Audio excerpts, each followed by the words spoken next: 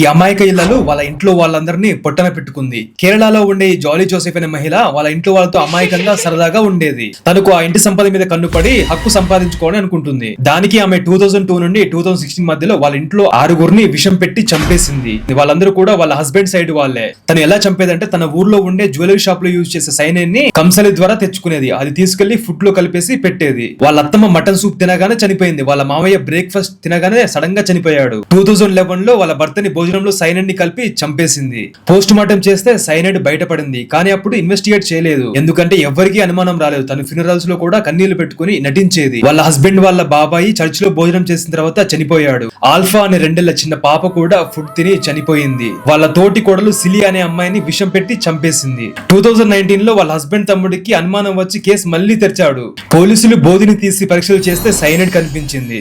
జాలీ Joseph ని అదుపులోకి తీసుకున్న తర్వాత ఆ 6 హత్యలు తనే చేసిందని ఒప్పుకుంది. గైస్, మీరు కూడా మీకు ఎవరైనా తెలియని వ్యక్తులు ఫుడ్ పెడితే తీసుకోకండి. ఎందుకంటే 1 bite could be your last.